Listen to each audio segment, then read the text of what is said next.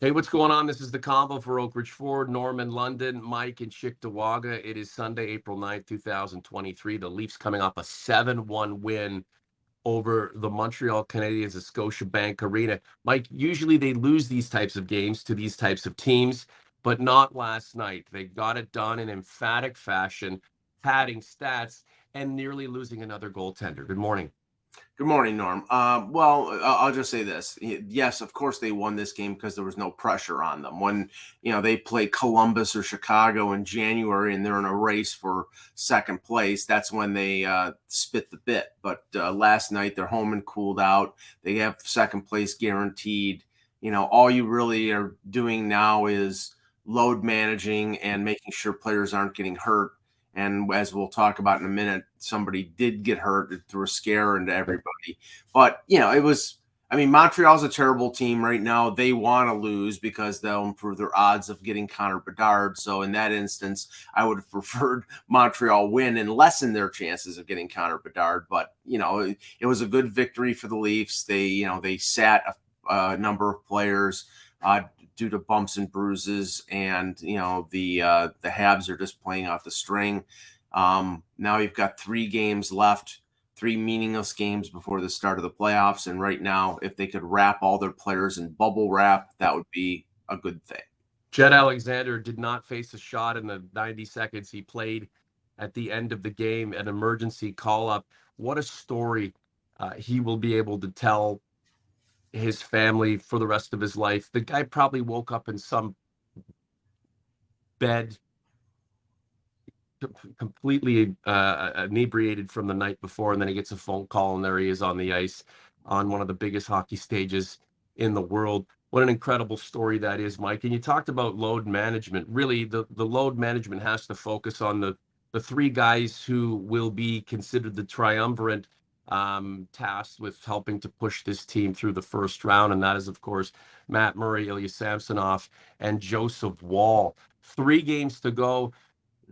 How does Sheldon Keefe line these guys up? Who gets to play? Who has to sit? And who the hell is healthy when game 1 with Tampa goes down? Well, so last night, Samsonov appeared to have tweaked something, making, sort of sprawling out for a save. He had the left knee injury earlier in the year on a penalty shot against Brad Marchand that I think he tweaked a left knee. He was bending over and he appeared to be in pain, but he sort of fought through it and he was okay the rest of the game. Mm. And then after the game said, he essentially just tweaked something, but he was okay. Mm. And that was something, because right now the situation with Matt Murray, it looked as if he was going to back up yesterday. They had sent Woll down to the Marlies for cap reasons. Even if it was on paper, he wouldn't have been available last night. Hence, they had to sign Jet Alexander to an amateur tryout contract because Murray was not available. Now, the whole reason with the reason they couldn't call up Woll is because they need to save cap space over the last 3 games to sign Matthew Nyes to a contract, and we'll talk about him in a second too. But it just, once the 3 regular season games are over with, then the concern about cap space is over with, because then there is no cap when it comes to the playoffs. But right now, between now and the end of the season, if they want to get Nyes into games, they're going to have to move things around, and they couldn't put Murray on long-term injury to hide his contract, because then I believe he would have been unavailable for most of the first round. And it sounds like he will be available at least to be a backup for at some point during this last 3-game road trip. Norm in London, Mike in Cheektowaga. This is the Leafs Convo, seen through YouTube, then heard on the favorite podcast platform of your choice. We are brought to you for the month of April by our good friends at Oak Ridge Ford, oakridgeford.com, at the corner of Oxford and Wonderland in bustling London. All kinds of pre-owned cars, lots of new Fords on the ground. If you're looking for a vehicle, you'd be crazy to go anywhere else. Listeners, OGs, converts who've come through me to purchase an SUV, car, whatever, have been rewarded big time. They can tell you about it. I can tell you about it. oakridgeford.com. They're our sponsor. Support us by supporting them. David Hillman, I wouldn't play Sammy again until the playoffs, maybe the last game of the season. Really, at the end of the day, Mike, we need all three of those goaltenders on deck. Who's ever healthy, who's ever got a bit of a hot hand, play him. And before he goes cold, you know what I mean by cold, get him out of there and put someone else in. Really, by any means necessary. It'll be a war. It'll be this will be decided by attrition, 100%. Who plays and who helps backstop this team to where it wants to go. Well, 100%. I would suspect with 3 games left and the Monday Tuesday Florida matchup of the Panthers, and then on Monday and the Lightning on Tuesday, that you'll see a split of the Samsonov against one and probably Murray against the other. If he's able to back up, then he should be able to play. Now, if it was me, I would play Samsonov against Florida, and I would play Murray against Tampa, because more than likely Tampa is not going to face Murray in the first 2 games of the first round. It'll be Samsonov starting at home, where now I think he's 19-2-2 or something ridiculous record like that. Right. So, and then they might split the goaltenders in that final game against the Rangers and MSG, just to give them a little works, have a few pucks shot at them, because remember, between the last game of the regular season and the first game of the playoffs, it'll be either 3 or 4 days. So they'll have practice, but that's not the same thing as seeing live pucks. So I think that they probably split it down the middle and give them both work. Yes, there might be a little bit of concern, and we won't find out whether there is concern on Samsonov and any lingering effects from what happened on Saturday until tomorrow, when they probably go through a morning skate, because today is a travel day, going down to Florida. But it seemed that he was okay and that there's nothing to worry about, but there's always something to worry about when it comes to the goaltending. Yeah, both the Leafs and the Tampa Bay Lightning have quite a few things to worry about as they venture into yet another showdown in the Stanley Cup playoffs. Bitch Marner, my man, Marcus Daly. Not a good idea. We need Sammy Sharp. At this point, Mike, these guys are as sharp as they will be. It's about load management and making it into game one as healthy as possible, right? Yeah, no, I mean, you could see yesterday that is, and it's even going back last week when they sat Marner and Giordano and one other defenseman. I think it was McCabe.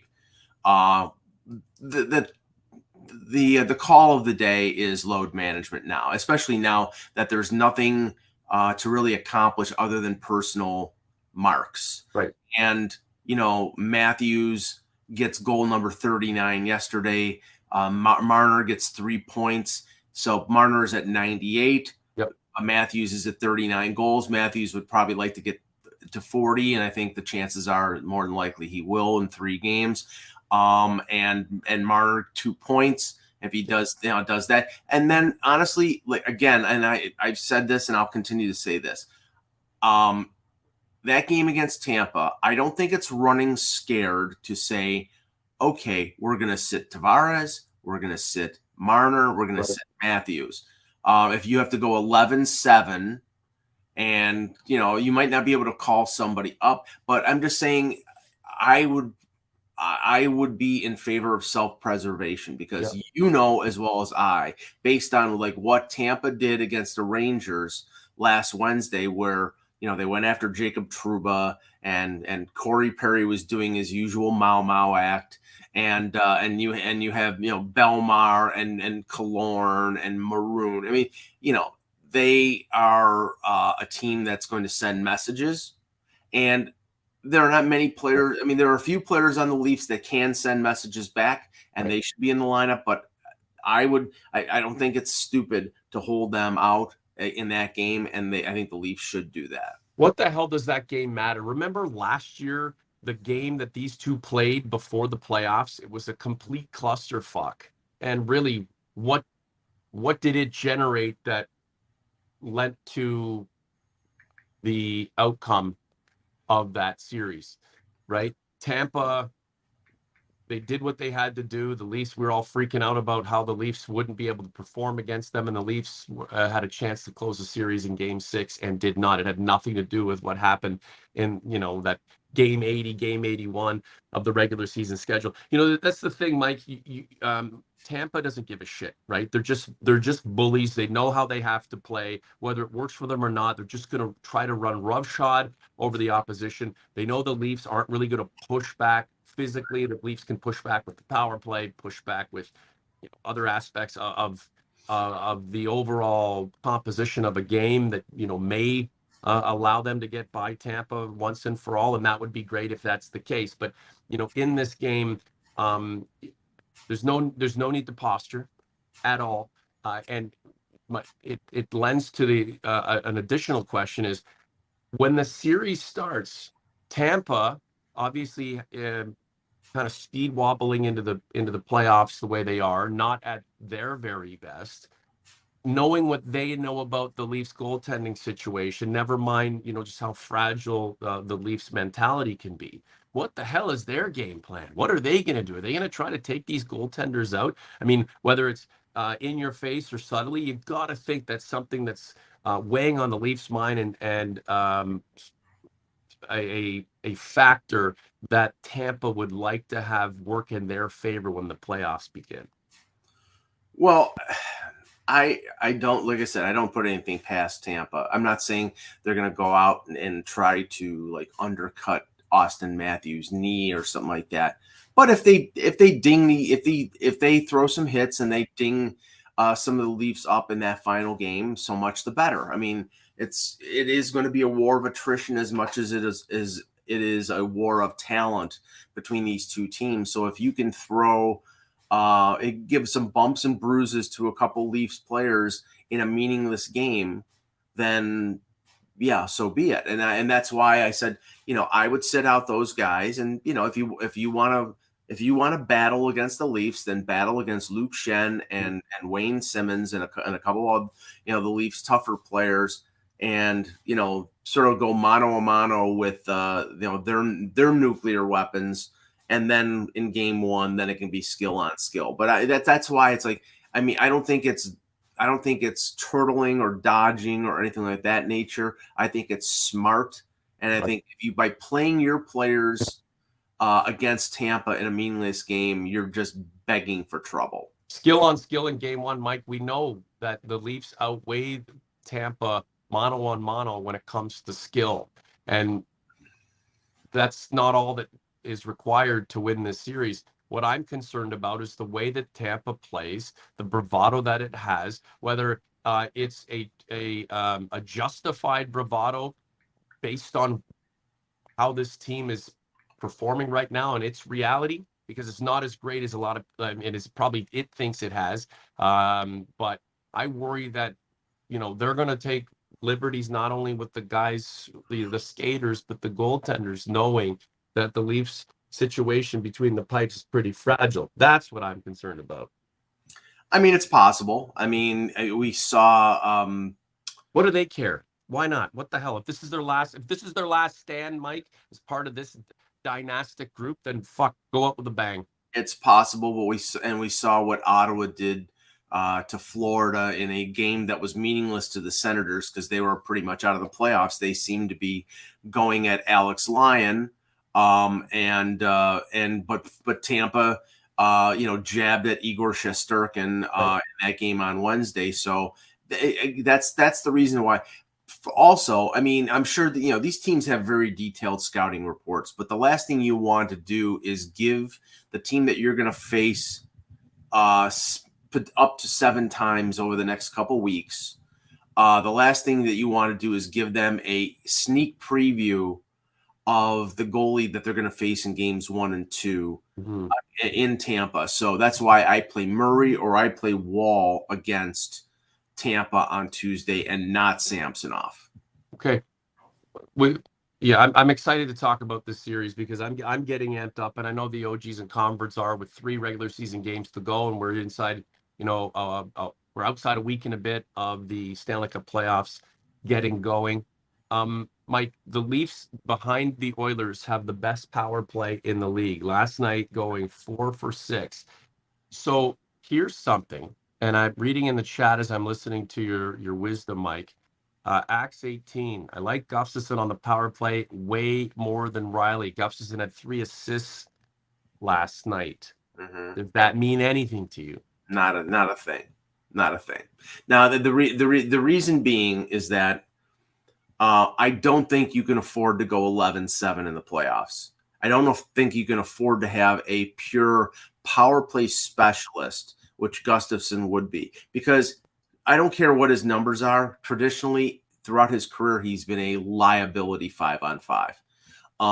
And you can't consistently mix up your forward lines, which you would have to do with 11 forwards in the playoffs. So I'm going 12-6, and I think Gustafsson is the disaster backup in case Riley gets hurt, or maybe, if they have an advantage, or if their power play is really slumping, that they exercise that. But honestly, I think they need 12 forwards, and I think they need 6 defensemen, and I think there's no problem with Riley on the power play, and other than the fact that he doesn't have a big shot, but he's a pretty good distributor of the puck, and that's the way that power play is crafted, is as having a point distributor, having a quarterback, not somebody who's going to boom shots like, Barry Beck back in the day. Your shooters are the guys on the wings, are Matthews and Nylander. And if Riley is taking the shots from the point, then there's something wrong with the power play. So the thing about the power play too, Mike, is Mike Babcock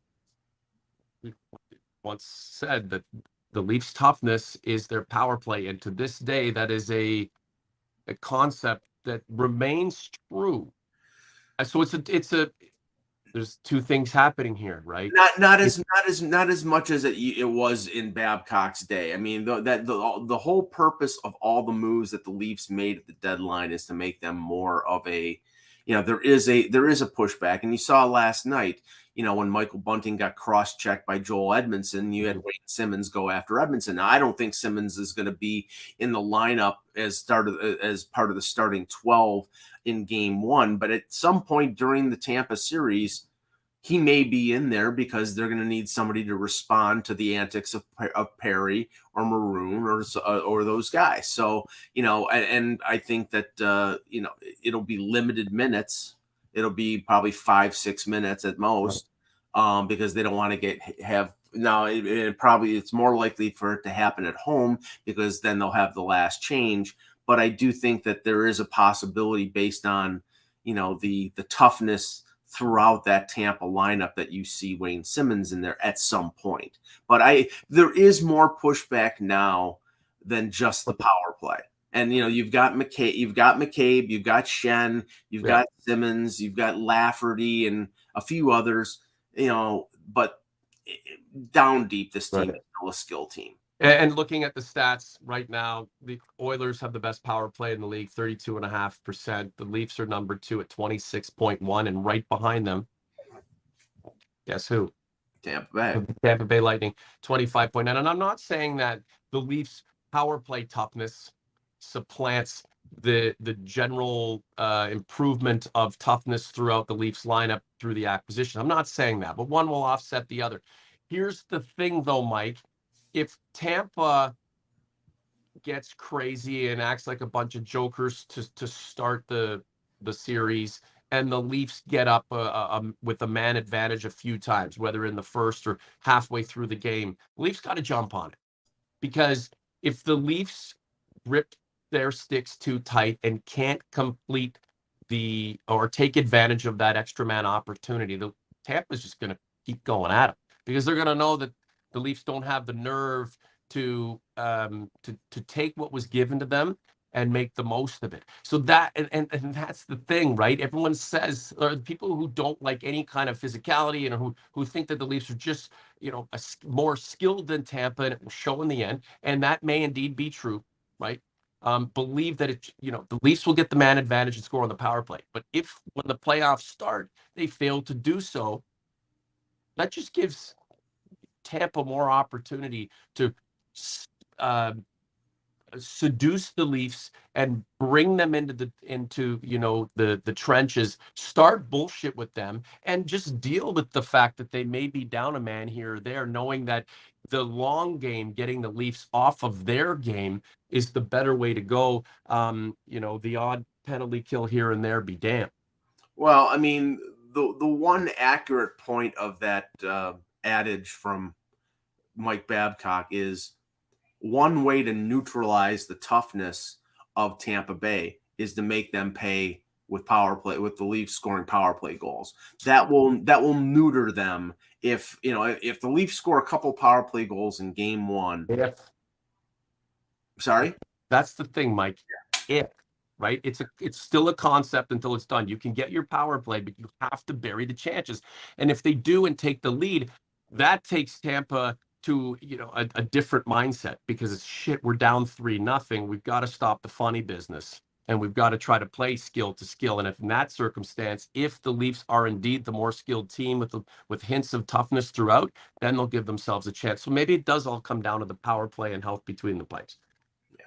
So, I mean, right now, I mean, the 3 games that are upcoming, I mean, essentially are meaningless. Mm-hmm. And this will all serve as a precursor of the series. More than likely, their regular season ends on Thursday. The NHL schedule, I think there were some games on Friday, the makeup games, but the playoffs will start next Monday.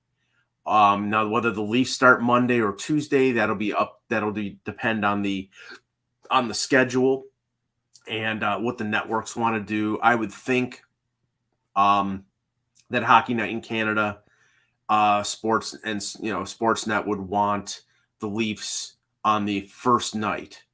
But there's no guarantee. If not them, you will see. One thing will be for certain: the network gods will have the Leafs on one night and the Oilers on another night, because they'll want to have Connor McDavid on one. They won't want to do have everything on one night and then have to broadcast U.S. games or U.S. teams on another night. So I think the Leafs will play one night, Edmonton will play another night. And I mean, so that's where I think things will go scheduling wise. But as to the situation with Matthew Knies, which I think we wanted to bring up, I don't think there's going to be an issue. I know Elliot Friedman brought up the cap ramifications, and that was the whole reason why the Matt Murray inability to play yesterday necessitated Jed Alexander being the backup goaltender, because they couldn't call up Joseph Wall to be able to back up, because then his salary, which is $775,000, would have had to go on the payroll, and they need every dollar they can get to Matthew Knies. Now, it may happen today, it may happen tomorrow morning, but I think it's going to happen. I don't think there's a doubt it's going to happen. They wouldn't have gone through what they did yesterday had there hadn't been every intention to get him signed. And if there's, there was some talk about, maybe the bonus structure of his contract, being a factor. They're not going to come this close to a guy who has been one of their best prospects and hold off and not get him signed based on a couple $100,000 in bonuses on his contract. So I expect we will see Matthew Knies wearing number 89 in a blue and white uniform in one of the 3 final games this week. Wow, that's McGillney's old number. Yeah, that's a number he wore at Minnesota, so I'm assuming that's the number he'll wear in Toronto. Interesting. The business of the game continues on as the game gets closest to its most intense of the year, and it's only going to get more insane as the playoffs ramp up. The hope here, OGs and Converse, is that the Maple Leafs, finally make it through the first round and get into the second round, where they don't even realize their capabilities at this point because they haven't had a chance to to get there, and there's nothing to weigh it against. With Matthew Nyes, I'm feeling like at this point it's just get the guy signed up, and he is what he is. Wouldn't it be something as if he had a premature breakout party by doing something unique or special in the playoffs because his uh, presence was necessitated through injury, or there was a reason to have him there? I believe that we're going to really get to know and like Matthew Nyes next season. It's just this is the time to tie up the contractual end of stuff, because there's other things to worry about for the team as a whole, and that's to be prepared, be as healthy as possible, get ready to go into trench warfare with the Tampa Bay Lightning, and hopefully at the end of the day outlast this group and let the skill take over and punctuate a victory at last. Mike, any final words from you? Anything else you wanted to cover on this edition of the Leafs Convo? Yeah, just in the chat, somebody's saying Nick Robertson wore 89. Well, Nick Robertson's out for the rest of the year, so I'm not sure whether. I mean, maybe he wears 98. I mean, that's the least of the problems. I'm just saying I would think that, Robertson, and I don't know whether he wore 89 in junior or if that's a number that has any special meaning to him, but I think there's possibility he'll wear. I mean, if not, then he'll just wear. I mean, does anybody remember the number that Nylander wore before he changed to 88?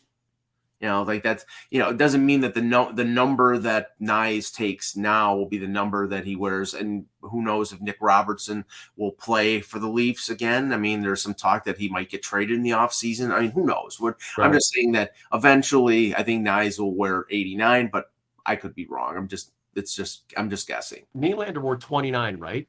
Yes. Was that Mike Palmateer's number, or was Mike Palmateer 33? No, Palmateer's 29. Yep. Maybe for another time, another show, we can look at the lineage of numbers, because the Leafs aren't big into retiring numbers, right? And Marner originally wanted 93 and had Doug Gilmour's approval, but then they were retiring the numbers, and he decided, and the organization said no. And I think Connor Brown had 16, and then Marner switched to 16. So interesting. Sounds like a really boring podcast to go into all those details, but I'm sure the OGs and converts would support us. Guys, like the content, subscribe to the channel. There's lots of content outside of this content in the community portion of the Leafs Convo on YouTube. We have polls up there. We're adding YouTube shorts, lots of commentary, and I dip in and out to respond to your comments.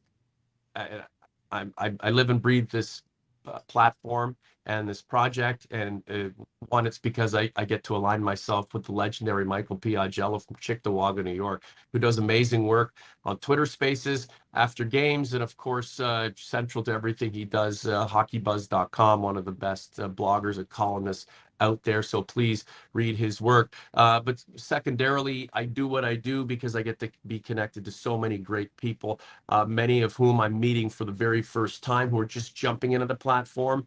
Many others who've been with us, not only going back the 5 years of this particular project, but a decade prior to that, to the hook on AM 980 and all of the stuff that Mike and I used to do on SoundCloud back in the mid 2010s. So it's been quite the journey. The key is we collectively, all of us, getting over the hump as fans, not just in a mental way, but to physically see the Maple Leaf team that we follow so dearly finally make it through the first round and into the second round, where all bets are off. Last word to you, Mike. Enjoy the last 3 games, right? But I can't wait. I just wish we could fast forward through them and get to game 1. Right. Colin M.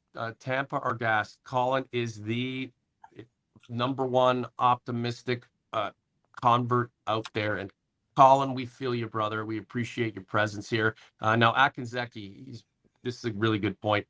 Cujo would get the Leafs to the Cup this year for sure. So I don't know why we didn't come up with that. Yeah, God back in Zeki. I'll yield to your expertise there. Yeah, there it is. Okay, guys, like the content, subscribe to the channel. We have 2 shows per week coming, so it looks like at this point, after the back-to-back, we'll be returning to our quarters to do another show on Wednesday, but you just never know. If something crazy comes up, we'll drop a sneak program on you. In the meantime, enjoy your Sunday. For Mike, I'm Norm. We are out.